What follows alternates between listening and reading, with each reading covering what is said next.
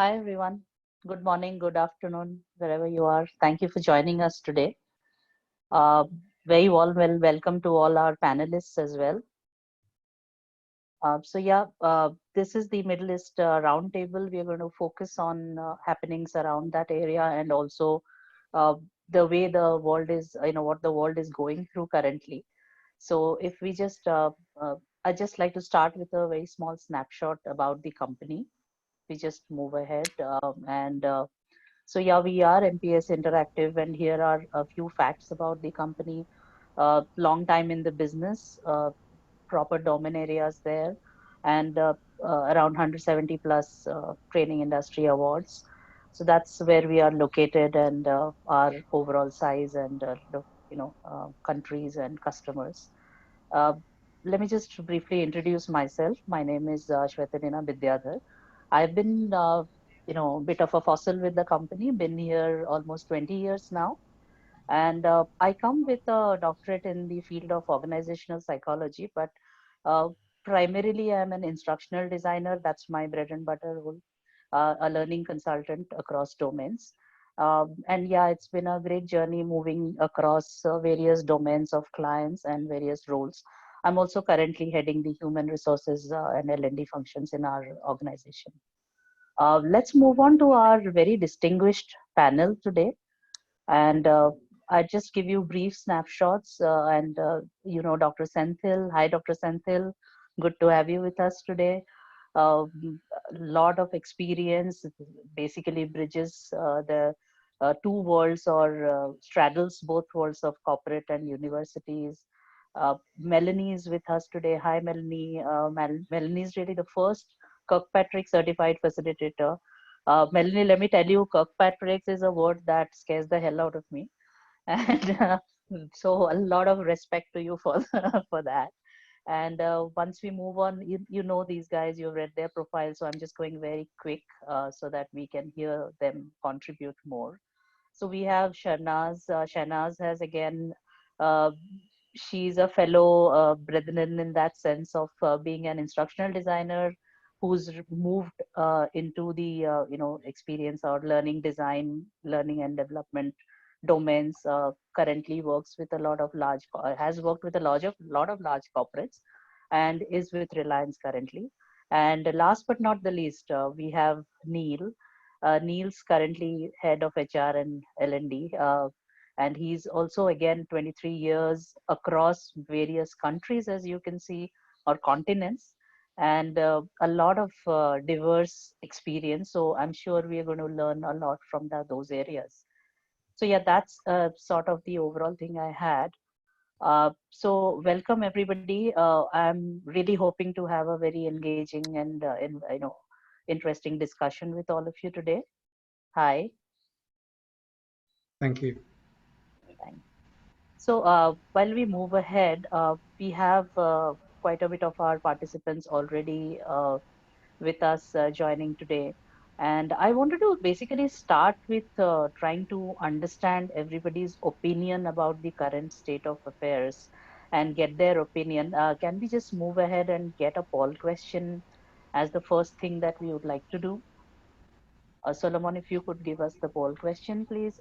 Yeah, just be sorry, I forgot my housekeeping items. You know, you forget that when you are in the meeting, you don't have to talk about the fire exits, but yeah, you have to do some housekeeping.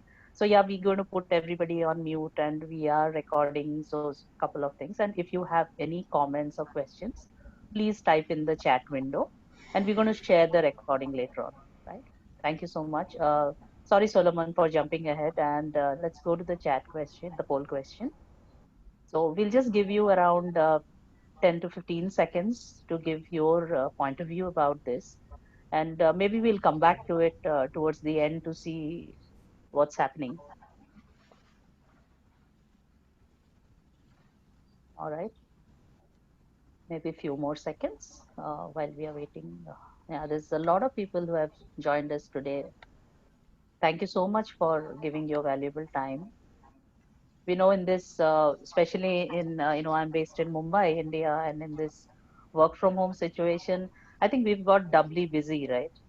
So I'm glad that so many people have chosen to join us today, and they're waiting to get your valuable insights. Yeah, maybe. Oh, wow. So that is fantastic. So good. That's very nice to know. 97% have voted that L&D is still very relevant in the current business scenario.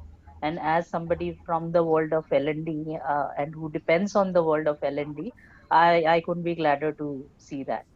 Any immediate insights from our panelists?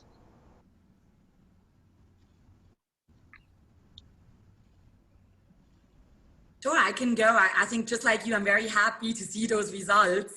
I do think L&D is very much relevant still today. It's maybe, and I guess that's what we're going to explore now, and I'll look forward. It's just a different role, not fully different, but maybe just some of the focus areas that are changing. I think, again, it's interesting to see this kind of a massive response, 97%. But we also be interesting to see it's the same poll being conducted for organizational leaders as to what they think. Because most of us who are joining in are probably L&D practitioners or HR practitioners with our interest in this realm. It'll be interesting to see what the C-suite have to say. That'll be interesting to see. Yeah, that's when rubber hits the road, as they say. And Absolutely. I can see already a question from someone. I can go to the Solomon, we can go to the video mode. Right. So we just move into the first round. We're going to take the questions later, as we said. So again, thanks everyone for joining us. I'm going to open the conversation with a question which I would like each of you to give your viewpoints on, and feel free to add anything else if you feel like. Now, each one of you obviously has a very different background, yet have some commonalities, and that's the reason we are all in this forum today. So, what are the changes and trends that you see arising because of this current scenario? And I'm sure it's impacting learning and even the HR field in a certain way. So I wanted to understand how you are seeing those impacts and those trends in your own areas of specialization. Dr. Senthil? Sure. And it's a crisis of incredible proportion, and anybody pretending to have definite answer, is simply not truthful. So even the smartest people can only make guesses, but we still have to make, design several possible scenarios, I would think. Just to look at the situation, as everybody knows, most businesses are in their worst situation ever in a century or longer. 20% plus unemployment all over the world, and governments are in serious debt.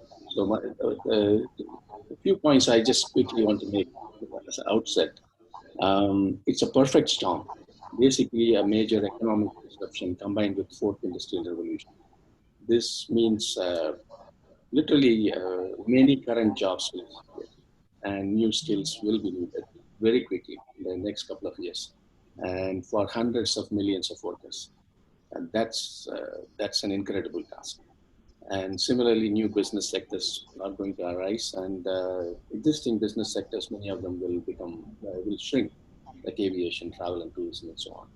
So reskilling and continuous learning, they will be needed on a massive scale around the world at all levels, from bottom up. So learning and development will be more important than ever. But the key question is, for those who are gathered here, will the companies support, or will it be largely left to the individuals, employees? And the last point, which we can probably look at it later on, there is a spectrum of higher education, vocational education, MOOCs, professional certifications, L&D in a corporate setting. All these, I really believe these boundaries are going to become more and more blurred. As you look at micro credentials, that individual gets from multiple sources over several years, and may be credentialed by a quality aggregator. And that's how I'm going to call a university a quality aggregator. And probably 5 to 10 years from now. So those are my initial comments. Anyone else? I think regardless, I think Dr. Senthil has summarized it very well. It's the perfect storm. And regardless of the industry, I don't think any of us was prepared for this pandemic to take center stage like this.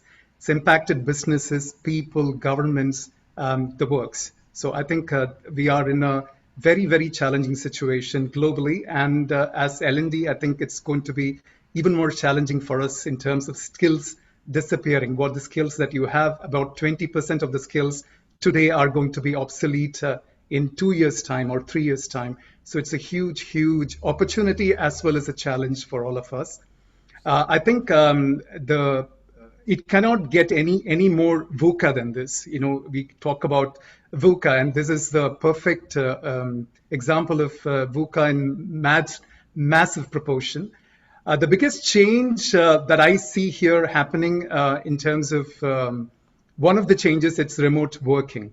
And it's unprecedented in this part of the world, especially in the Middle East, where only a few industries dabbled with it for a while. And I think it's become more accepted now. Rather, we are forced to accept it.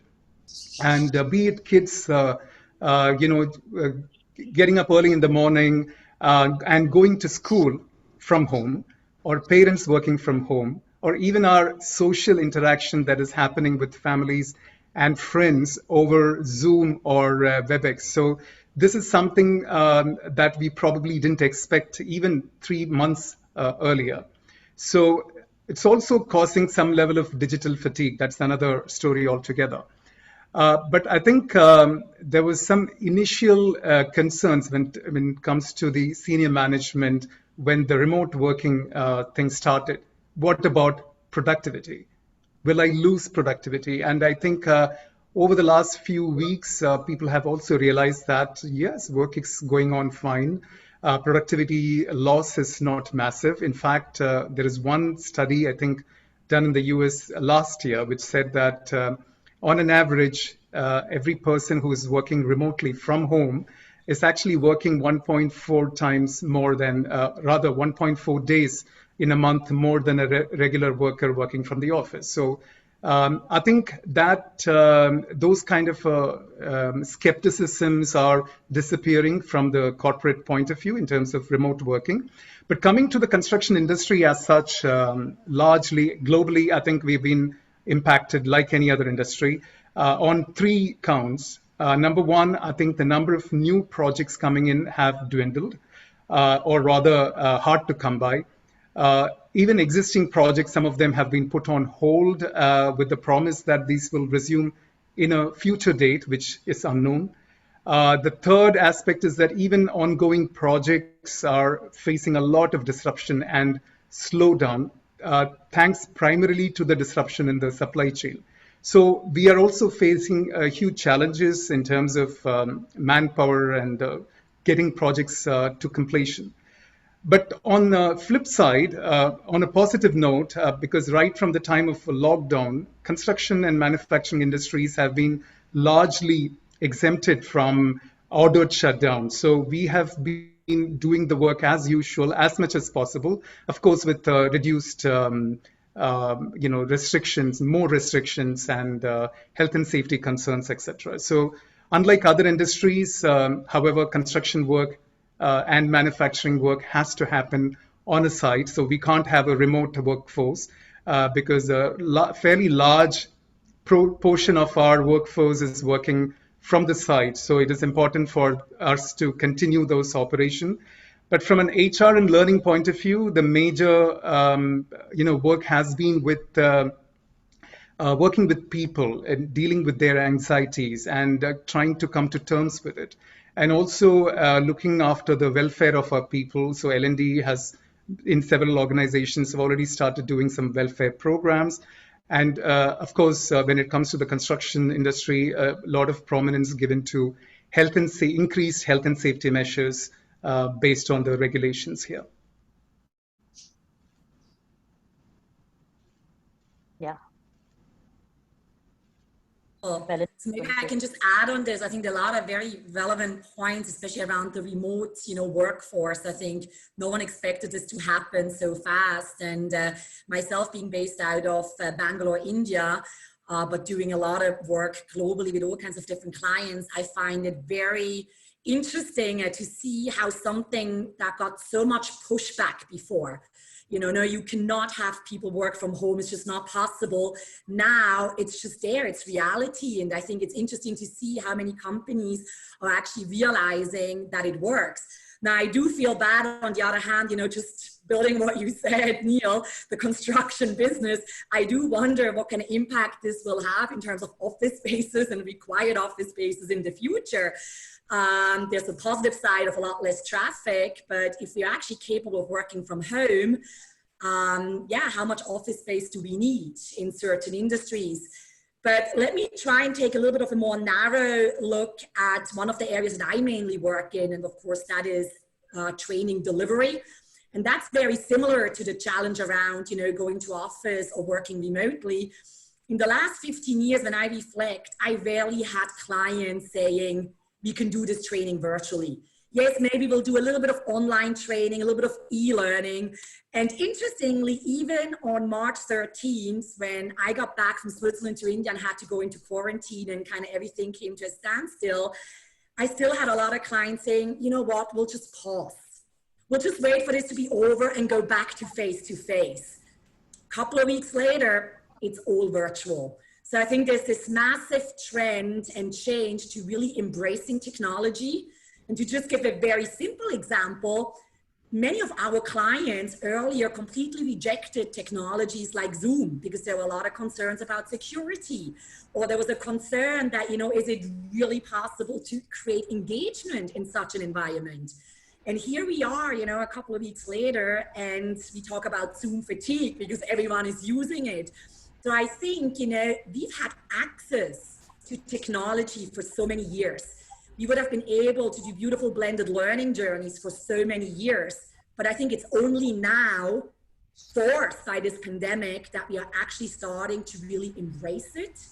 And I see this also as an opportunity to be a lot more strategic about which parts can you actually do very well virtually and which ones do you maybe want to keep for a more face-to-face environment.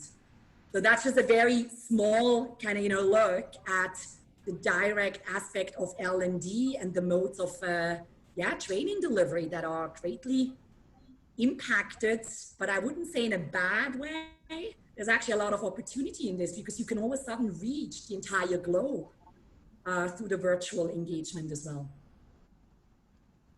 But I'm sure Shahnaz also has something to add, so I'll just pause here. Thanks, Melanie. So a very good day to all of you. And I can bring in some perspectives as to, how we're approaching this at the Reliance Group. And I can't agree more with Neil when I say that, yes, even we didn't have a work from home policy. So a lot of our employees had never worked from home. And this was a complete new paradigm altogether, saying that, in a span of 2 days, we moved an entire, Reliance Corporate Park employee base to working from home. And initially, it was all about ensuring that, we're able to set up systems in such a way that, people can work from home. So that's what really took the first few days, from a group perspective. But very quickly, I think, Reliance is known for disruption and is known to adapt. And I think adapting to VUCA is part of the Reliance employees' DNA, so to say. So along with ensuring that we had a lot of business continuity plans in place, I think what our leaders did is that we ensured that learning continuity was part of business continuity. And on all those BCP calls where we had our leaders talking about, how are we going to manage this? We have sites across India. And these are all manufacturing sites. And with lockdowns in place, what had happened is those people within the sites were also locked down. And then there was no movement back and forth between the sites, right? Between the sites and the cities. So how do we handle that? So along with that, we had a lot of our learning leaders also discussing how can we enable this situation. So while at sites, it was still going on the way, things had been going on. For a large population, it was about, virtual teams. We've had MS Teams for I don't know how long, but it's only now that the whole group and everybody's on MS Teams. And we're discovering features of MS Teams and saying, oh, this is wonderful. Why haven't we been using it yet? So a lot of these things changed for us overnight. And I think ensuring that learning continuity was part of the BCP plans has really helped us a great deal. So my perspectives on how we're really dealing with this crisis at the moment. Yeah, thank you everyone. And actually, it's stirring up quite a bit of interest in our audience. We've already seen some on chat and a lot of individual messages. In sort of interest of time, we'll take those towards the end. But I think, Solomon, I think it's a good time for us to sort of show our second poll question. I think those questions are really stirring up interest. And if you could trigger that.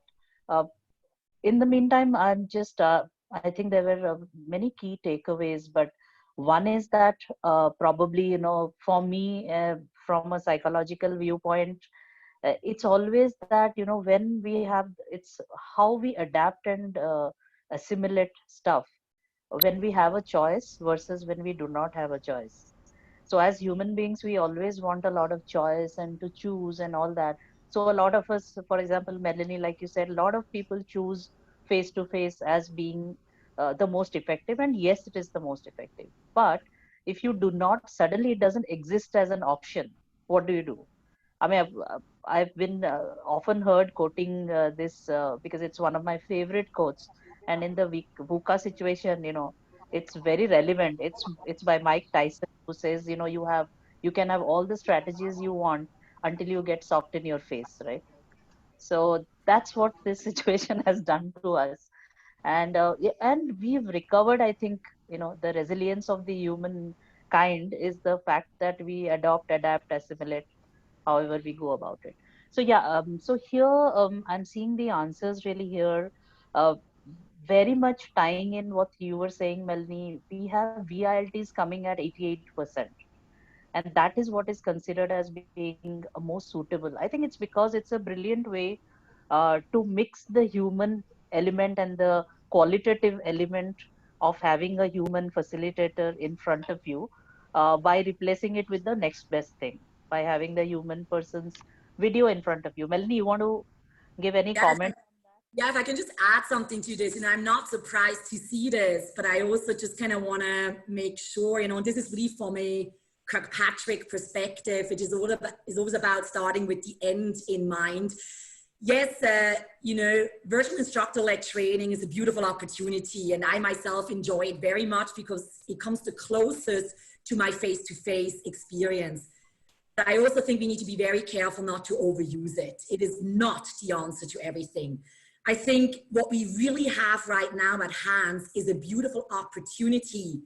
And that's where I see the role of L&D, to be strategic, to be a true business partner in actually looking at the total mix of technology and training formats that we have available and always had, and really choose them not out of convenience, but choose what actually makes most sense. What is really the best suited training format for different topics.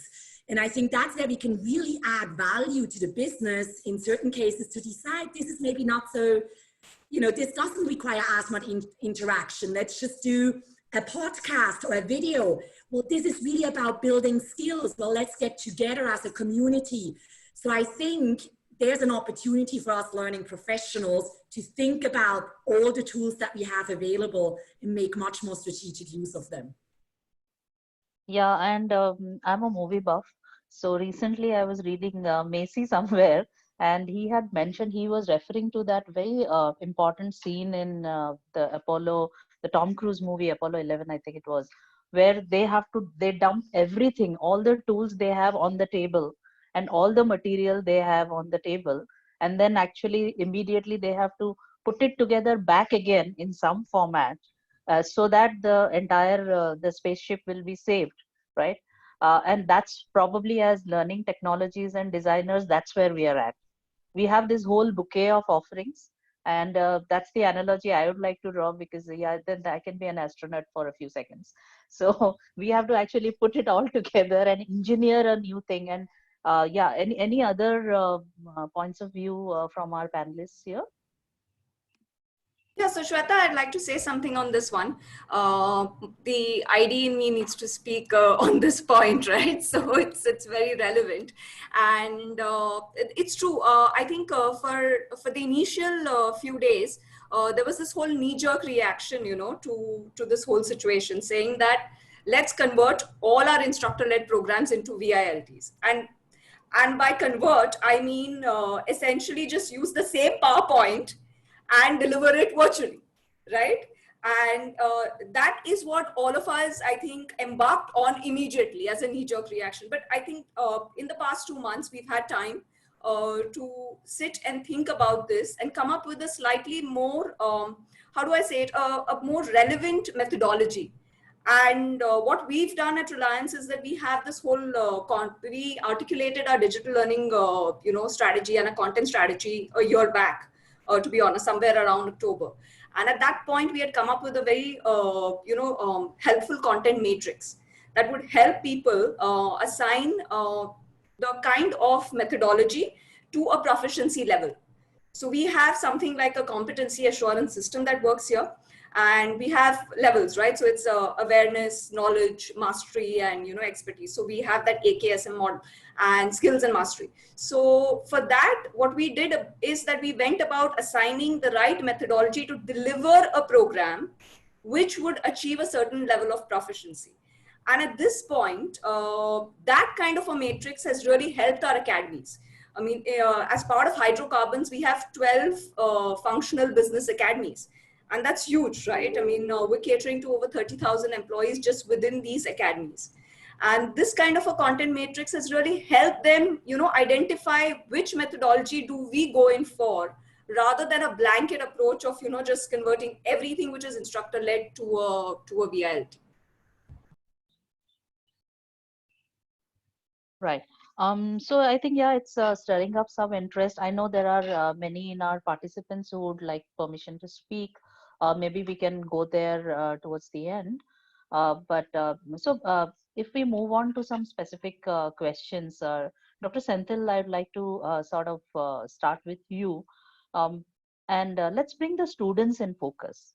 So we know that education and the educational patterns, educational instruction, institutions have also been hard hit.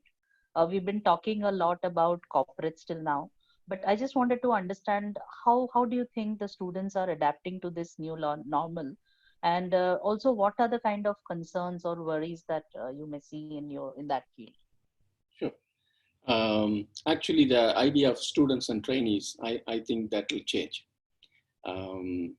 Because even your traditional notion of trainees, they may become students, and it's not new.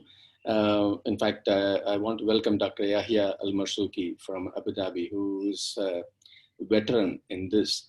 And even about 25 years back, Dr. Yahya and I used to work in bringing ADNOC employees back to school to upgrade and so on. So it's not a new issue, but if you are concerned about 18-year-olds who are leaving, I'll just give some numbers. These are mind-blowing numbers. There's about 160 million students studying in colleges and universities. And every year, about 50 million students join colleges and universities. And those students this year, they are confused. I work with many universities in the UAE, in the region. And in the US, we do the same thing with our office. And also I'm a chairman of a university in Uganda. All over, we are facing the same issue. Are we going to open in September? Are we going to push it to January? When we open, is it going to be online? All those kind of things. Or what programs are we going to offer? Can the students afford? Do they want to come? So most students today, the 50 million plus students, they are kind of going in blind, more blind than ever. They're making, many of them are making forced choices. Students from the UAE, for example, Many of them, several thousand, used to go to US, UK, Canada every year. That may not happen, or they may not want to go. So those kind of things, that's on the new students, and there's a lot of financial pressure as well on students and parents. On the other side of undergraduate spectrum is about 40 million students graduate every year. Think of the students who are graduating this year. And there's a lot of research on previous recessions, and this one is the worst. Even in the previous recessions, it takes about 10 years, a decade, for students who graduate in a recession year to actually get over. And many of them don't get over. It's a lifelong struggle.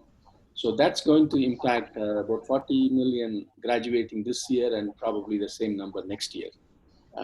They are facing a lot of challenges.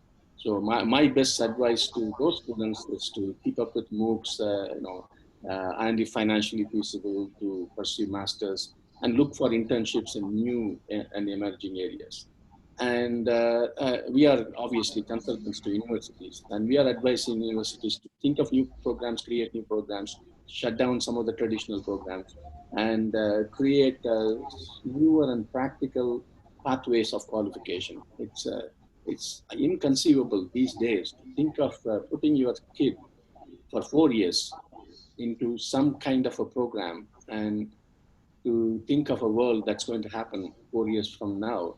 So, I mean, from our side, we are pushing universities to think of shorter modules, do blended learning and come back and develop themselves, reduce the tuition costs, look at e-learning wholeheartedly, and think of employment rate of your graduates rather than, universities are ivory towers. They think of research and faculty interest and so on, ranking and all that. I think for the next at least 2 or 3 years, they have to forget about competing with Harvard and just serve the graduates and students. And also, universities and colleges have to increasingly collaborate with L&D, corporate sector, training institutions, MOOCs. It really has to be a very flexible and adaptable model. For instance, if a student does some training course, as a university or college, I must look at how do I give credit? How do I add a portfolio? How can I register this trainee or an employee, or that kind of stuff. So we have to learn about, universities have to forget about 20th century education really very quickly. And we have to start thinking of, in many classical universities, job is a dirty word, skill is a dirty word. And these faculty or professors are in ivory tower. That has to change. And so there's a lot of stuff that's going on. And assessment is another issue where, today all the university schools, colleges, they're all shut down.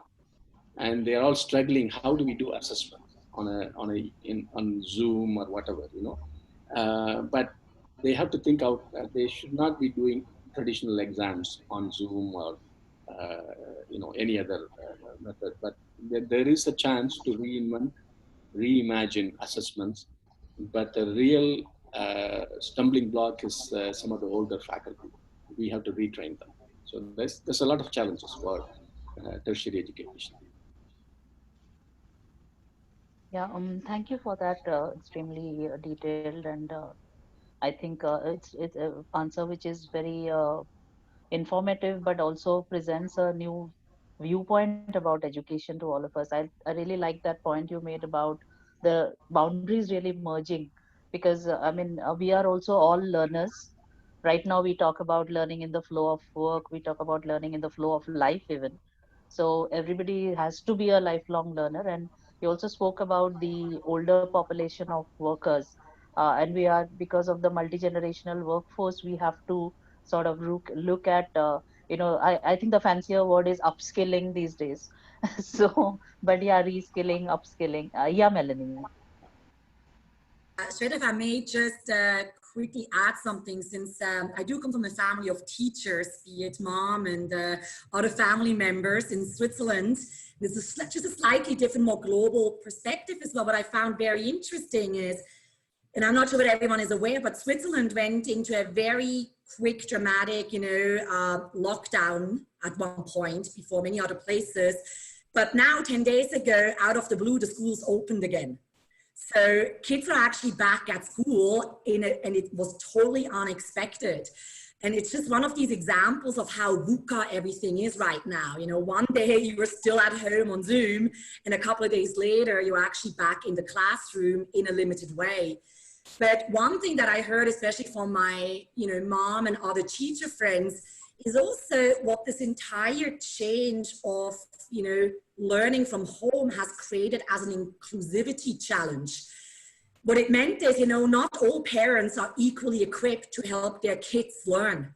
And so there's this entire discussion at the moment happening across Europe, but I also see this happening now here in India.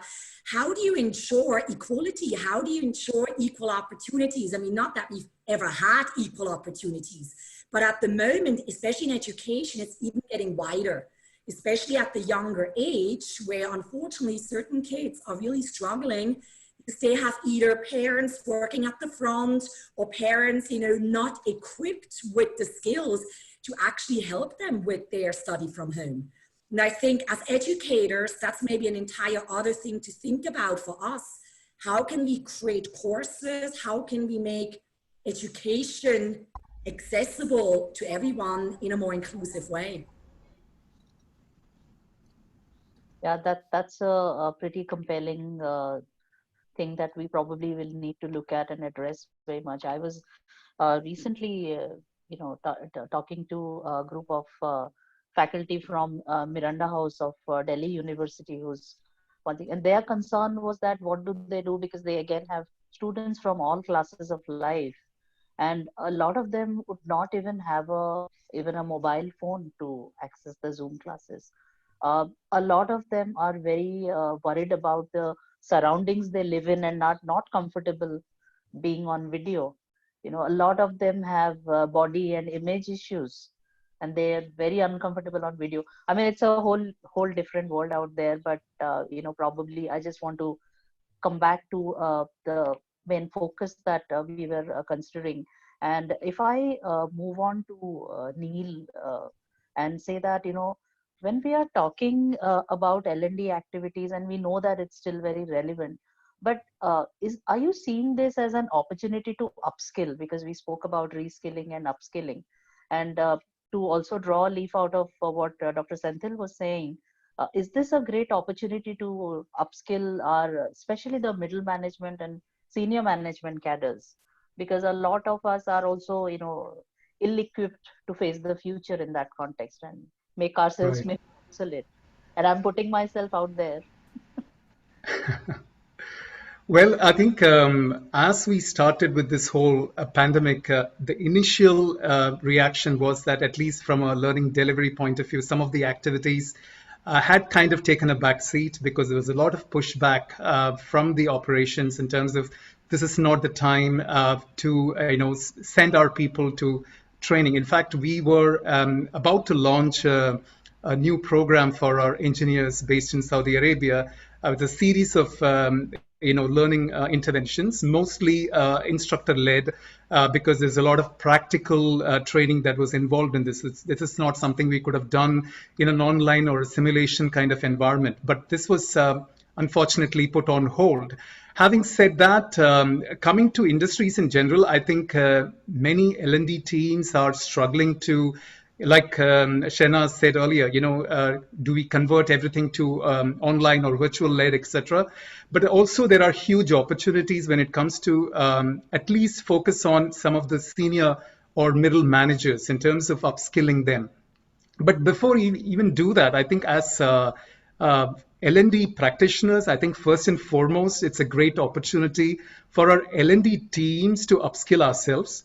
Because I don't know if every organization is equipped with all the facilitators being very, very savvy with using the virtual platforms or tools. So this is a great opportunity for us to actually delve deeper into that and get comfortable with delivering sessions online. Because like Shena has also said, it's not just taking the same PPT and doing the same activities over here, because you need to design it differently. You need to also understand the dynamics in terms of your class and how to facilitate it in a VILT kind of a session. So there's a huge opportunity for us to also upskill ourselves, even if it comes to video editing skills and other dabble with other technology. So that is one thing. The second thing is, again, as Dr. Senthil said, the skills are going to be irrelevant, and we are going to be facing a new kind of a workspace, new work environment. And what will happen when we tide over this crisis? What are the priority areas for skills development here, whether it's about managers or even frontline staff? So I think as L&D practitioners, we need to first look at prioritizing those skill areas that will be relevant in at least in the next year or so, and focus on those, as opposed to doing the general, okay, we have a training calendar, let's try and produce as much as possible, try and deliver as much as possible. And the third aspect is also about identifying, because you are all facing the situation where it's almost like a zero budget, or if better, you will have a reduced budget as we stepped into the new financial year. I think most L&D teams across organizations are facing this budget crunch. So we need to do more with less. And I think that is going to be a challenge this year more than ever. So probably one thing that we need to look at is also try and identify and groom learning partners from within the organizations. For example, the L&D team cannot be the subject matter experts and the facilitators and developing training, etc. You need to use this as an opportunity to identify and groom learning partners, so that they're not just passively receiving training, or they are just consuming training. They are also actively participating and contributing and curating and even facilitating, co-facilitating sessions. So this is an opportunity, I think, for us to also look at grooming them. And this will give you two benefits. One is it'll strengthen your learning culture in the organization. And also, I think it helps positively in terms of employee experience. It'll add to that. When it comes to the senior manager and middle managers, I think, again, from my experience in the last couple of months, there was a lot, again, pushback, because there were some scheduled sessions and some of them were not quite keen to come for these sessions. But again, when you talk about what is priority, what is going to be of interest to them, for example, if it is about leading through crisis, leading your teams through this crisis, or how to keep them motivated, I'm sure people will be interested in getting those skills upskilled. Even if, when it comes to smaller things like how do you conduct effective meetings over Zoom or WebEx, because people are still struggling, especially the managerial people are struggling with meetings which are not very productive. Everybody gets a chance to speak, and it is keeping on, there are a number of meetings have multiplied. So I think that is another skill set that we can look at in terms of, upskilling our management team. But more importantly, I think leading people in the time of crisis is something that I would definitely be looking at as a priority for the management training. Right. Thanks, Neil. I think you're getting a lot of appreciation for your point about skilling us first, the L&D professionals, and giving us the right skills. But Melanie, I'd like to quickly move to you because you are actually on, sort of the opposite side of the table, as somebody who works with global companies, and what are the changes are you seeing, and sort of what we spoke about trends, but what key innovations do you see? Because this is when we look back as learning professionals to this time in our lives. I mean, it's going to be a very poignant moment, and how we have responded here is actually probably going to define how we are. Now, I just wanted to check with you about what sort of innovations are you seeing or able to do. And I was also reading the chats. There's a lot of questions coming on about VILTs, and how can they be more effective? How do we do that? So I would like your comments on that very quickly. Thank you. Yeah, and just, I know that the question is about innovation and so forth, and I I don't want to spoil the party, but I'm just gonna maybe lower the expectations of that word a little bit. I'm not sure whether we are yet really in the innovation space. I think we're in the experimentation space. So I think what I see right now happening a lot is, and I think that's also what I see with a lot of our global clients, a lot of them are experimenting. They're trying out new things, and especially also linked to a lot of the comments in the chat. They're experimenting with really making virtual training a lot more interactive, as close to a face-to-face experience, as inclusive, as activity-based, so that you're really experimenting in how can you create the best possible environment. One of my colleagues actually that I'm working with, in close touch with in Hong Kong, they call it being radically remote. So what that really means is it's not just being remote or virtual, but really being radical and experimenting and kind of being a small entrepreneur as L&D in just trying out and experimenting, even if it doesn't work. So they kind of made it as their own mission that in every single session that they do, especially the virtual instructor-led ones, they try out one new crazy idea, and just see how it goes. So some of the key things, just to be very precise, maybe, what I really see is, and Neil actually mentioned about this as well, it's being a lot less content oriented, but a lot more community oriented. So it's really about, because content can be given through an e-learning, it can be given through a micro-learning, through a video, through a podcast. So I think the innovation and the experiments are happening. How can I create communities? How can I get learners to collaborate with each other, learn from one and another, and not just from the instructor? So I was in a very exciting session a couple of weeks ago where we were on a technology called Miro that some people might know. It's a Canvas. But on that, we had all kinds of different rooms set up, virtual rooms. And you as a learner, you could kind of go and see whether any other participants were in that room as well. Click on join and you were taken to a completely other place. And at any given moment, I could say, I'm not interested in this. And I would leave again and go somewhere else. So I think there is innovation and experimentation happening with regard to really putting the learners into the driver's seat, putting more onus and accountability and ownership on the learners, and really becoming a true facilitator. So us delivering the programs, really being the ones managing the processes, creating the environments, but putting a lot more ownership and accountability on the learners. Which, as again, a Kirkpatrick practitioner, makes me happy, because we do not apply learning by listening to someone telling us what to do. We apply things because we try it out. So yeah, the radically remote, the movement to communities and putting the learner into a driving seat, and then also the blended learning.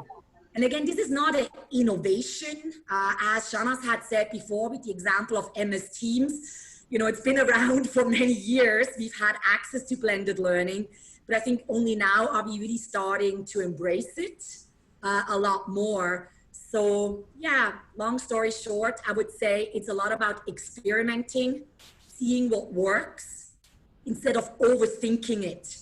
So I notice a lot of my clients just saying, okay, let's try it out. Let's see what happens, learn from it, and then kind of keep moving on. So yeah, so since you put the focus on learners, I'm going to now jump to Shahnaz, because Shahnaz I still like to think of as my instructional designer friend. So Shahnaz, what are the trends you're seeing in learners? Has it further whetted their appetite for learning in general, or are they consumed by the insecurity and hence very busy in other tasks, or do they come for learning because of the insecurity? I don't know. What are you seeing out there from the learner perspective?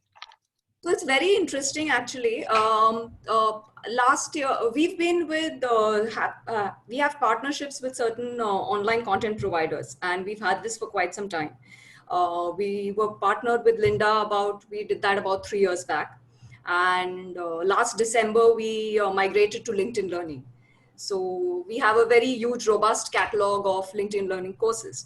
And just last week, we launched Coursera as well as one of our partnerships and one of our offerings.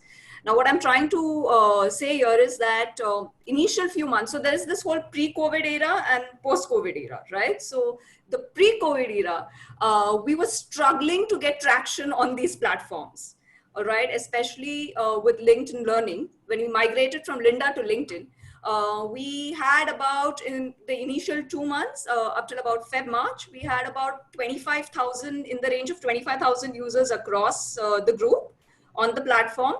And we were pulling out all stops to, you know, get more people on that platform, right? And then comes COVID.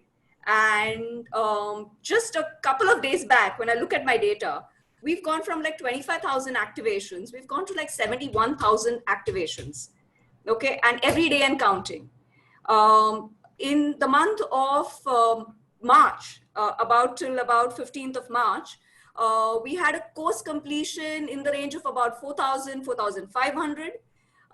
In April alone, on LinkedIn Learning, we've seen course completions that are in the range of 2,37,000.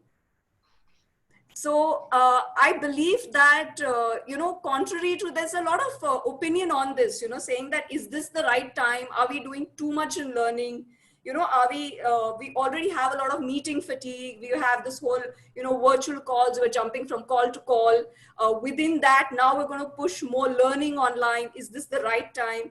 But to be honest, our learners seem to be, you know, going from a complete push to a pull. And that's what we've seen, that our learners are just out there, they're pulling learning. In a matter of 1.5 weeks, we have over 6,000 enrollments on Coursera. And we've just launched this platform and we've not even marketed it, because honestly, we're all working virtually. There's only so much we can do to, you know, market it and put it out there. So I see a lot of pull for learning. I can see learners are accessing learning on their own. And most of the kind of content that they're accessing is within the space that will enable them to work virtually. So we're seeing a lot of time management, you know, for virtual working being accessed, right? A lot of how do I lead teams virtually? So people managers, that's a very huge population for us and a critical population for us. And these guys are accessing a lot of content on how do we manage virtual teams. Because as I said, with Reliance, we've never worked from home before. And this is very new to us. So the whole upskilling, reskilling piece, while we are driving it, learners seem to be driving it themselves. So that's how it's happening at our end, at least. Oh, fantastic numbers, Shanaz. Yeah, Melanie, please. This is really, I actually also just want to say, this is really wonderful to hear. And it again just shows that I think it really depends what part of the world or what industry you are in. And I think, you know, as I was listening to you, Shanaz, I just kind of reflected on some of my clients, and I see this very different response across my client base. Some of my clients who are very badly hit, such as hospitality industry or even airline industry, I see there a lot more focus on just engagement. Not so much learning, it's really about how can you keep this workforce engaged, give them a purpose, because they don't know what's going to happen, and there's a lot of worry about what next. Then on the other hand, you know, I work with a lot of clients in the pharma industry, and they have just no time for learning right now because they are literally just so busy, be it in the supply chain, be it doing, you know, research and development on trying to, find a vaccine and so forth. So I think it really depends as well on what industry and what market we are in. And, you know, coming back to what is the role of us as L&D professionals, I think it's really about listening, you know, instead of making assumptions based on what we think works and based on what we think is the right thing for our learners. It just shows this very basic need that we just really need to be in touch with people, understand their environment, and really listen to them and see what is useful to them, you know, what would they like from us. So I think it's, again, a unique opportunity for us to build just much stronger relationships with the people around us. Yeah, I'm on the great points, Melanie, and on the numbers front, I just remembered that I had read this LinkedIn article where they were giving, I think the number was close to 7 million hours of learning or courses had been watched by their learners in April, just the month of April. And this was actually thrice the amount that people had watched in February. So it's changed. I mean, monthly numbers have tripled, and I think that's also tying in with what Shenaz was telling us about the Reliance example and what we are all seeing ourselves as learners and as in the industry. I think it brings us to a nice segue to ask our third poll question. Solomon, if you could trigger the question. But the question I would, the participant, I would request the participants to actually please uh, type in their answers. We'll give you around 10-15 seconds. And we can just see that, if we would like, maybe we have a huge talent pool who's joined us today virtually. And we would also like to pick your brains and see what have you been doing differently, or where are you seeing really the results, or what's working, what's really working for you. So we'll just see some of those responses, and we'll probably move on to a few more questions. The way this is going, I think we are very quickly going to run out of time. But if the panelists, if I may request you guys to continue for a little more, and those who are interested in staying on, if you could stay on, we could continue our discussion for at least 15-20 minutes more, and I'll try to wrap up quick. Is that okay Sure. with everyone? Yeah. Thank you so much. All right, so Solomon, we could switch off the screen and go back. And we are all right. So I see Debashri. Hey, Debashri. I see Debashri saying that learning nuggets and VILTs probably in line with our initial poll results, that VILT and videos. So we are probably still trying to approximate the human experience somewhere. Uh, are we saying, okay, Dropbox, less chat, okay, less emails? While we are waiting for a few of the answers, I see Vipul, Mr. Vipul has also written about VILT and online. Happy to see that. I would just want to share a personal experience. Actually, my laptop crashed, and for some time because of the lockdown, it was very difficult to get a laptop, the replacement from the office or to be able to buy it. And finally, we had to ship one from my Chennai office when the e-commerce part started working. So I could not get one from our Mumbai office, but I got from the Chennai office. But in that time, once I was just measuring the kind of emails we get, right? And in a day, one day, okay, and I'm sure all of you are would identify with me.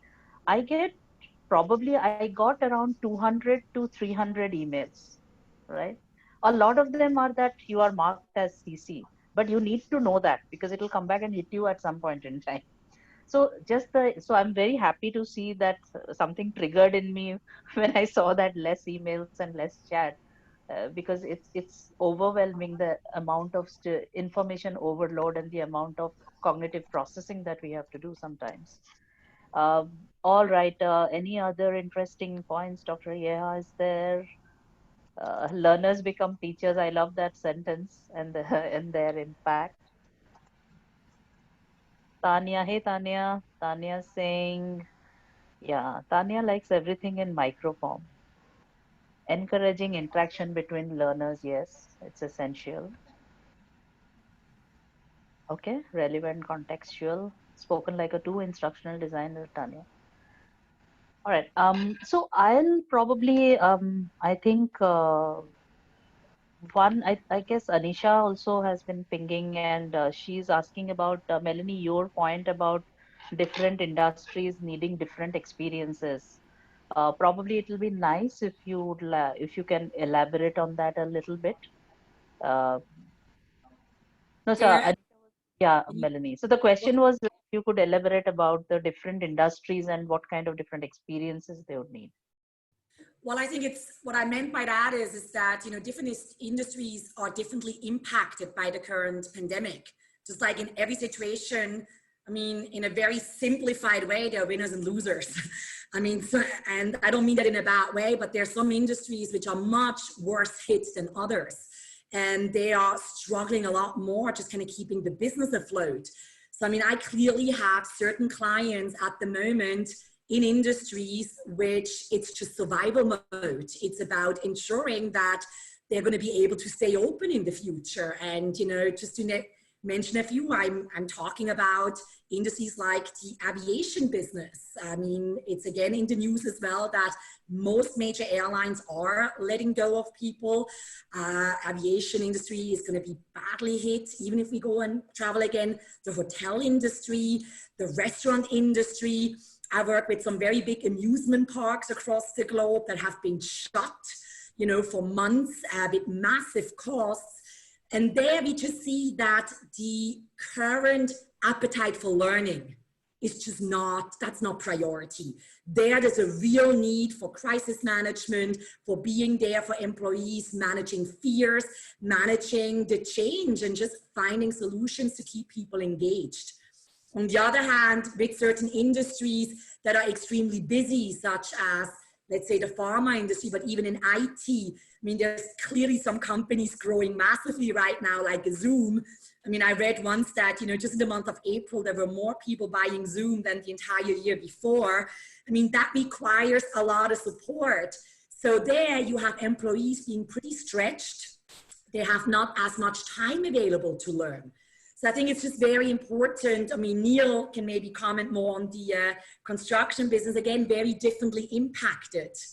So what I meant to say is that there might be some common threats, yes, that we all need to learn how to work more effectively from home, how to deal with ambiguity, how to lead a remote workforce. Those are maybe some common threats for all of us, but there's also some very unique challenges that we deal with based on the industry that we are in. I hope that clarifies. Yeah, thanks, Melanie. I just remembered recently reading some inputs by, for example, the Boeing Learning L&D team, because they have to train their technicians in the workshop. So they are going ahead with ILTs in the classroom setting, but with social distancing norms. So there are fewer training individuals in the classroom. What I particularly found interesting is that they said the instructor is using a cookery show format, because they are in the front at the table, they are demonstrating, people are not crowding around them like the lab experiment situation, as opposed to, you know, so people are watching them. There are also video screens projecting this individual, and then the trainer then walks around to the different tables while maintaining a physical distance and doing that. So, you know, there were a lot of questions about the future of ILT. I thought this was a nice example to share about companies which have to go in training and which has to be done in person. So probably that's one, you know, option. I just wanted to, because we've been talking about assessments a lot, I just wanted to very quickly move on to Dr. Senthil. Uh, uh, Dr. Senthil, you've touched upon the assessments part and proctored assessments, you know, a point about measuring the authentic learning. I think Anisha was asking a question around that. So, you know, how do you think the whole world of testing and assessment and even allied certification is going to change or has already changed? You know, what are some of the alternative assessments that we can think of? You know, is there a home proctored test, open book exam? Any examples, please? No, I think all these, I'm also listening to a lot of ideas in L&D itself. It's one of the challenges we all have is to think fresh, think out of the box. And many of I've been going through all the chats, you know, we're trying to extend what we know, see if it can fit. It's true for assessment, it's true for a lot of L&D ideas. Just to give a tiny information, in 2008 crisis, economic recession, a couple of new companies were formed, Airbnb and Uber. Totally out of the box thinking. I think literally hundreds of such ventures will start in areas that we are not thinking now. I just read today 31% of small businesses in US have closed down the last 2 months. That's an incredible amount of businesses closing down. So just a word before we go to assessment. For the L&D professionals, some of them were expressing concern about budget. But if a budget will be an issue, but if I'm an L&D manager, I would think like Neil or others, but I would think, how am I going to convince cost to benefit? How am I going to smartly use existing free courses, Coursera, and just add small bit of customize? And even if I add customize, can I market it to other companies and convince my company that I'll get some money out of that? So I think the money part has to be part of this. And we are actually pushing that even with the universities. Faculty members, 20% in the US in many universities are getting laid off. This was unheard of. They are tenured faculty and all this stuff. So they all have to justify business case. What am I doing? Does it bring revenue? All this stuff. And going to assessment, it's the same logic. I think doing proctored assessments, regurgitating knowledge, it's really nonsense in an e-learning setting. People are going to cheat, no matter how many. I mean, there are technologies, but they'll cheat. Cheating always happens when faculty members don't know what they are doing. That's been my experience. I've been a teacher for a long time. So if you ask smart questions, if you ask open-ended questions, if you ask case studies, things like that, students cannot cheat. And this also brings out the real skills. And also in the learning, in e-learning, Rajesh and I have done this long time back, 20 years back in higher college for technology, doing tiny assessments along the way to both give feedback and to really get to understand how they are doing this, rather than a drop dead final big assessment. Those are the ways to go, and skills can be assessed, and they have to be assessed. And we have, plenty of examples in nursing, medical, aviation, those areas. They do online assessments for nurses. These are really tough professions where the legitimacy is important. But they have been doing online assessment. So I think all others have to understand what it is they are testing or assessing, and try to devise something completely different. And there's plenty of actually learning to do. It's not new. And we have done authentic assessments, we have done adaptive assessments and so on, adaptive learning. I think people have to just learn and move on. Thank you, Dr. Senthil. Yeah, If I may just add to what Dr. Senthil had to say about assessment. In aviation, in my previous role, I was in an aviation industry.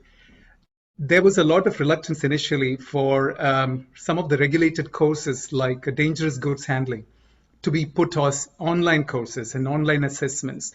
And it's only very recently that the authorities agreed to this form of assessment, and they found that this is all not just multiple answers, it's based on real scenarios and based on scenario-based assessments, so they have agreed. But it has taken such a long time for us to come to this kind of an agreement, and I'm sure this particular crisis will open up more windows, more opportunities, and more acceptance from authorities who have been very, very conservative in terms of assessments online. Right. And I was just going to say that Dr. Senthil's point about having smaller assessments also led to what we designers like to call it micro achievements. Because if you give them that, build on small assessments and build it up instead of the big bang assessment, which is probably the education system we all were familiar with growing up. So yeah, since we were talking about assessments and how we're doing, I just wanted to check with Shanaz that, you know, uh, you have to sometimes deal with compliance, right? And we just spoke about compliance courses. It's a very special category of courses. It's sometimes universally hated by learners. It's sometimes something that we have to do year upon year. Ask me about it because I used to run the compliance for ethics and posh and all those things. So we know what's sort of the pain. But how are we dealing with that with compliance at scale? Because also some of these compliance have to do with actual skills and actual work and not just the corporate kind of compliance. So what sort of tools and practices are being employed, and uh, how do we try to, again, second part of my question is that in an organization that's so vast like yours, and you have, I know, multiple academies also to deal with it, how do you boost the productivity of a remote workforce? And that's probably a common question for Shahnaz and also Neil, because you guys come from the industry. But how do we do that? Because we were discussing about how do we measure productivity for a remote workforce. So any opinions there, please? So I'll answer the compliance question first, Shweta. So from a compliance perspective, we have certain mandatory courses, and all of these are online, and we've had them online for years now, right? So given that it's such a huge group, and we have over 30,000 employees in just the hydrocarbons and allied space, these courses have always been online, and we drive them through that. But the compliance doesn't end there. So we have a complete manufacturing setup. As you were pointing out, we have different academies. So we have a security academy. So there's a lot of compliance training that's involved in within these academies as well. So while there are some courses which are common to everybody, which are done online, uh, in the manufacturing space, the compliance is taken care of through a lot of online courses and a lot of assessments. So that's where the whole competency assurance system kicks in, you know. And it's the CAS system that ensures compliance to all safety procedures, all manufacturing SOPs. And that CAS system has been in place for quite some time now. And multiple levels of assessments are done there. So while we have a lot of knowledge level assessments which are done online, a lot of these assessments have to be done at the point of operation as well. So those kind of assessments are actual task tests. Because let's say in a manufacturing facility and the kind that we have, safety is key, right? I mean, leaving a valve open could lead to like the biggest disaster ever, and that entire plant could be on fire. So safety is key, and those kind of tests have to be done at the particular location. So we have a lot of task tests, we have online assessments, and the generic set of compliance training is something we drive online. And that's how we do it with reference to compliance. For the second question that you asked, how do we enable remote workers? So what we've done is that, you know, we were very quickly able to put out content there through a set of curation. The main thing which we were able to put out was how do you enable remote working? So topics like, you know, building resilience, right? Dealing with ambiguity. All these topics were something that we converted into very small bite-sized videos. And that's the first initiative that we launched. So we started out with curating courses from this very large library that we have. Along with our partnerships, we have a digital learning library, which is more than about 15,000 courses online.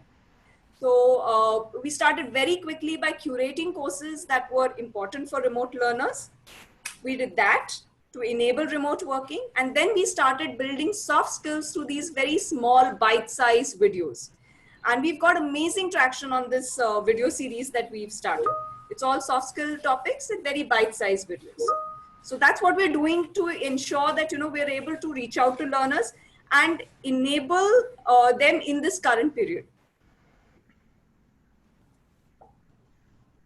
Neil, anything from you? No, I think from my industry's point of view, again, we have similar issues in terms of most of the assessments related to health and safety is done on site. Not necessarily in online medium yet, but I'm pushing for that, at least a part of that. But it's a combination of both knowledge as well as skills, because you need to be able to demonstrate the safe way of doing some activities, etc., which only a site supervisor or an engineer would be able to assess them on. So a combined assessment is absolutely critical when it comes to compliance-based learning activities. Right. Thank you. I think in the interest of time, we will move on to opening the floor. I just wanted to end my part with saying that when we are talking VUCA, we know what it stands for, but some of the responses that we have discussed today, probably bring me to an article that I read somewhere about what are the qualities that we as leaders require to lead our organizations through this VUCA world. And that's also very beautifully presented in terms of the same acronym VUCA, but it actually stands for vision, understanding, cooperation, and agility. So I thought that's a beautiful way to address these things. So I would open up the floor to the participants right now. Solomon, we could ensure that everybody is sort of unmuted. uh, Please introduce yourselves and your organization and then ask the question. Thank you so much, all of you panelists. Thank you. Pleasure. Yeah, Dr. Yeha, you want to start the conversation, please?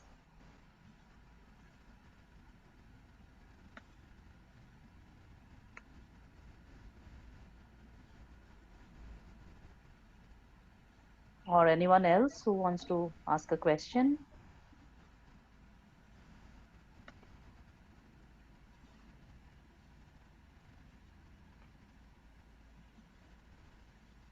I'm not sure, Shweta, whether the person is still here, but at the beginning there was someone, Subramaniam, who wanted to say a few times a couple of things. So maybe. Right, I can see a couple of raised hands, but I don't know if they're not able to speak. Solomon, is everybody unmuted? I can see at least Dr. Yeha and Gangadhar, Mr. Gangadhar, both of them with their hands raised. And they are unmuted.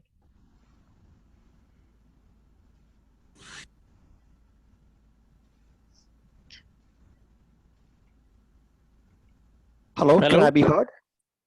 Yes, hi. Hello, Dr. Yeha, welcome. Well, thank you very much for the very informative session. I really enjoy and reconnect with my good friends, Dr. Sentel. I already got the learning outcome from it, from this session. Thank you, Shahnaz. As I am reviewing the business sustainability, I totally have forgotten to incorporate an integral part of business sustainability is a learning sustainability. So that is, if nothing, that is my takeaway, which has been great. Am I heard right? Yes, yes. Okay. I think we in the organization, we are facing with quite a lot of challenges, challenges such as business sustainability. Being there or be vanished type of, approach. And then there are the startup, there are disruptive micro SMEs are coming up, which is disrupting the whole out of the garage with a minimum cost, which are disrupting the whole notion of how do we sustain business. And the second part of it is about the business agility. I think you said it in a VUCA. Is business agility is a very crucial. And the third is scouting and hunting for talent, and that has been a huge challenge. Now, how do we get people? The trainer usually there is a mindset, and I hope I'm not trying to portray it in a negative connotation, but sometimes it is becoming, we are the trainer, we know, what is, best for you. and you just sit and listen. And I think the notion of having 500 pages of PowerPoint to trying to finish it in 3 days, I think those days are doomed. We are in a bite size. We are. I mean, I by the way, you said the introduction. My name is Dr. Yahya Al-Marzouki. I am an executive director in strategy at Tawazun, and I sit on a few university boards. And you know, in an industry that we are in, we used to manufacture car five in a month. Now we are manufacturing 12 per month, and everything has gone. You know, we capitalize and deploy the technology. You know, the fourth industrial revolution is upon us, and we cannot ignore it. Having said that, still the university are 4 years college. I quite frankly don't understand that. I'm struggling to comprehend why the slowness of academia is been there. The third one is vocational school in our part of the world, in an emerging economy, is looked at not positively, particularly with parents. I mean, my era, when I went to the US to study mechanical engineering, my father, God bless his soul, he said, "Oh, you want to come back and work in a garage fixing cars?" So it is that notion that we need, as a trainer, we need to take up on us and educate, the mass, and particularly and influence the parents. What we see, we are moving. You know, in the a few years ago, we used to, report the training mandates, number of training mandates. That is, the impact wasn't part of it. The more you conduct the training mandate, the more your cost and budget is justified. I think those days are over. It's all about impact. It's all about a small bite. And also, we need to pause as a the trainer. There is a lot of learning to be learned from the learner. If we only pause and allow ourselves that this learning is a mutual relationship between those who disseminate knowledge and those who receive the knowledge. So I think that part of it is I think is very important as we see it now. The younger generation that we see, I mean, I call my staff. I got stuck in this Zoom, or I got, oh, do this, do that, and all of a sudden I'm there. So there is a quite a lot of learning taking place from the learner. And another one, we found that the youngster, they look for heroes in the organization. They need a mentor and coach. What's the best way to, some people like myself, who has made a lot of mistakes throughout our career, and disseminate knowledge to the younger. So the mentorship and coaching should be an integral part of any institution. I think I took a long time, and so these are the comments that I wanted to get across. Very Not at all. beautifully Very, put. very, Thank very you. valuable inputs, Dr. Yeha, as well. And I Thank think, you very much. yes, the coaching mentoring is probably something that we haven't touched upon too much during our conversation today, but it's, I think, a huge part of making any initiative a success, and sort of modeling behavior after certain role models and heroes. Those are very simple strategies, but I think very effective. I know that Mr. Gangadhar, I think, has been waiting to speak. Can I? Yes, please. Okay.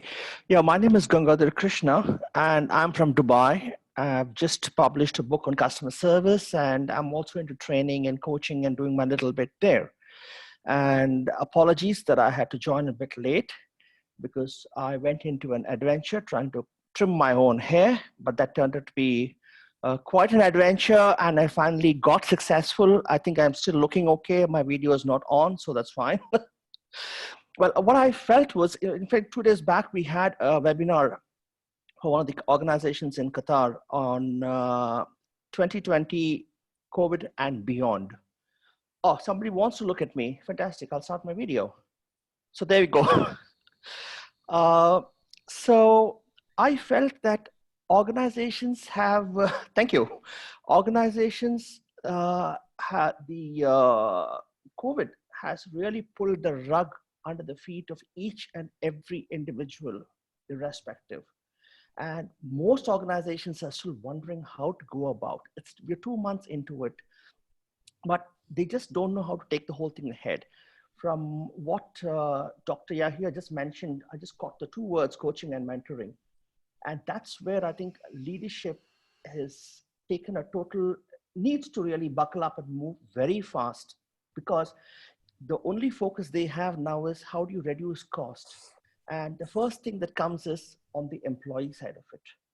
You know, they look at the retrenchment part, forced leaves, and all this kind of stuff. In fact, they should be investing on those people now, giving them training at this point in time and telling them, listen, this is going to be a way of life ahead from here. And how are you going to hone your skills from here? In fact, they have such a huge advantage from a cost factor when you're sitting at home and going to learn things. And get them going and get them ready towards. That's from an employee engagement and a leadership point of view. Customers are wondering, because many organizations have given up on their customers because customers have become insecure too. So I come more from a customer service angle, so I might be talking from there. And they're wondering, now this is the time when you are in a position to capture your customers, retain them, and even gain more. If you're telling them that we are there, we are alive, we are kicking, we are doing things for you. Take a simple example.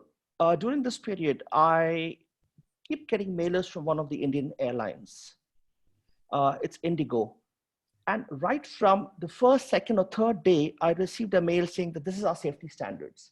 And then they sent me an email saying that this is how we've been managing our call centers. Then there's a third mail saying that we are highly inundated with calls, so please we request your patience. Then there's a fourth mail saying that how they're going to be managing alternate modes of communication and contact.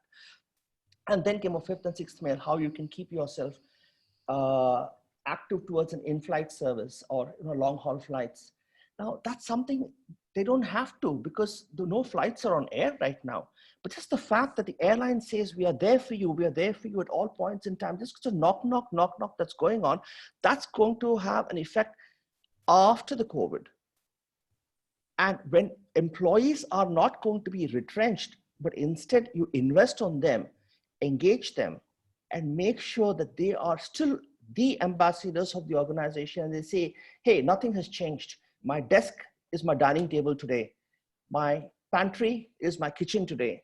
So it's just a question of mindset, how they have to see it, and then train them on that, and then take them forward, saying that nothing has moved. So if they find themselves in that, first and foremost, they can get into a comfortable state. When they do that, they are not nervous, they are less stressed, they can perform better. So I think that training is very, very important at this juncture. That's what I felt. Any thoughts? I'm happy to hear. Back to you. Yeah, thanks. I agree with most of your points. I'm not sure if any of our panelists want to respond to that.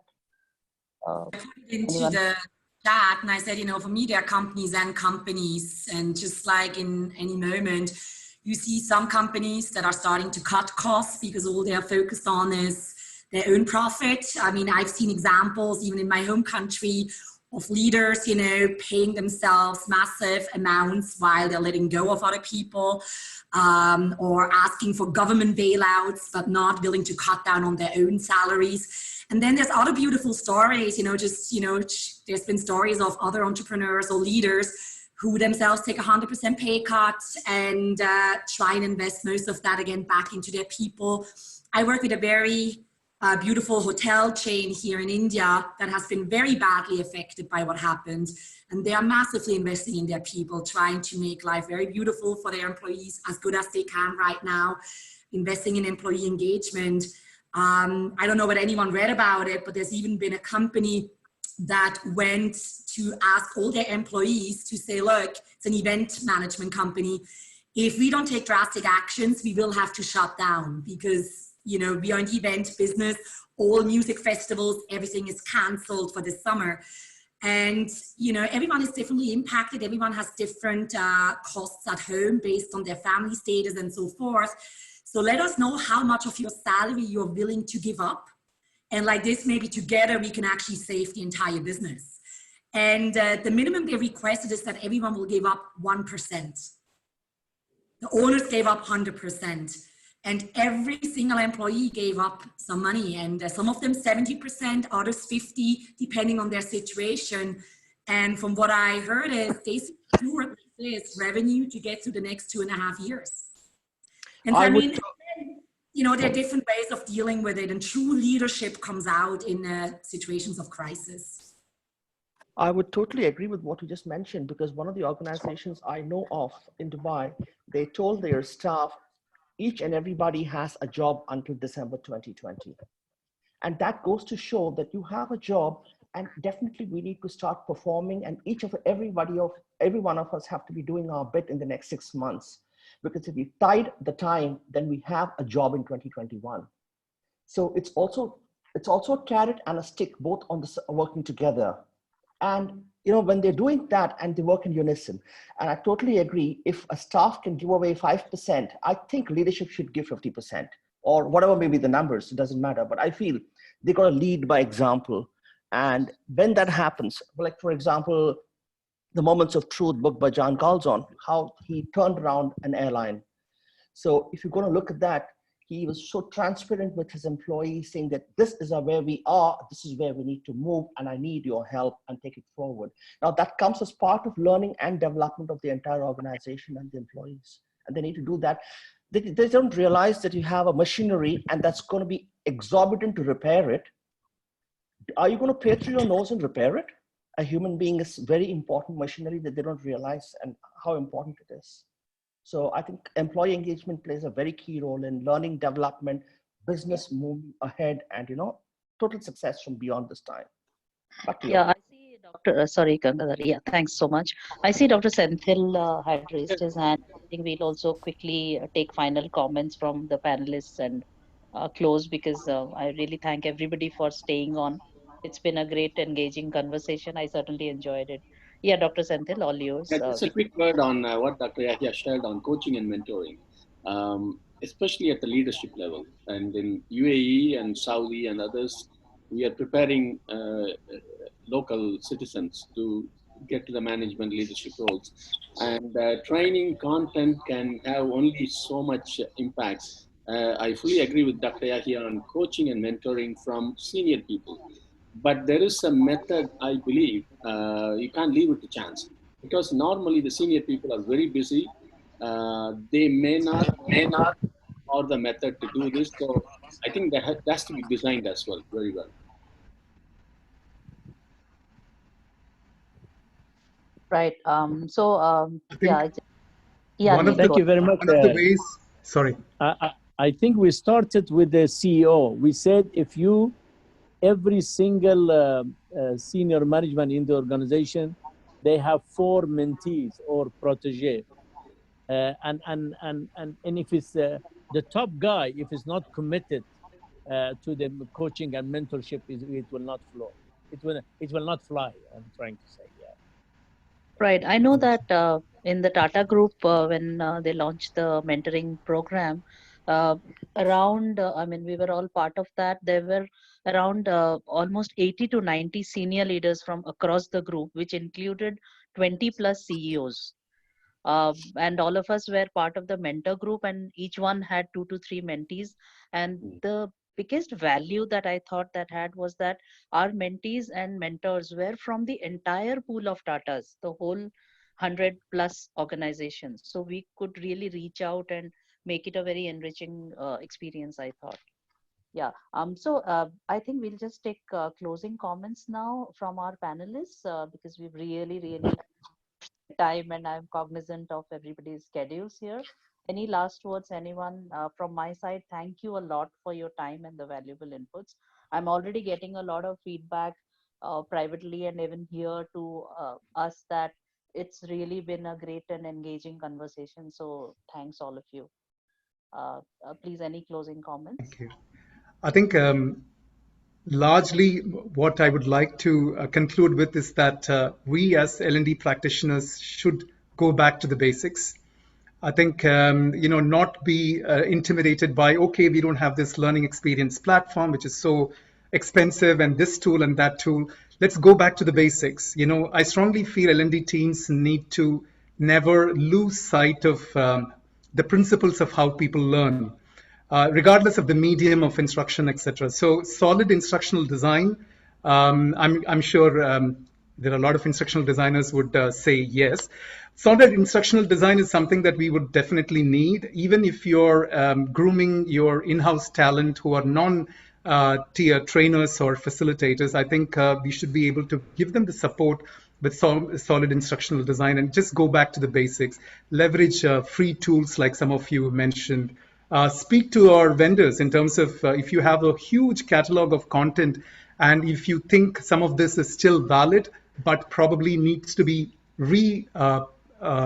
purposed, I think we can go to the vendors to turn them into bite-sized learning. It is not going to be so expensive as starting something from analysis to implementation. So some of these things, we just go back to the basics of why we are here. And more importantly, I think Dr. Yahya also mentioned, what is the impact of the program that we are going to give? It's not about the numbers. It's not about how many programs have been run or got the happy sheets, etc. It is more beyond that, and see how much of this has had an impact on the business in terms of increased revenue, reduced costs, or reduced number of errors, and getting more customers online. So I think we just have to go back to the basics.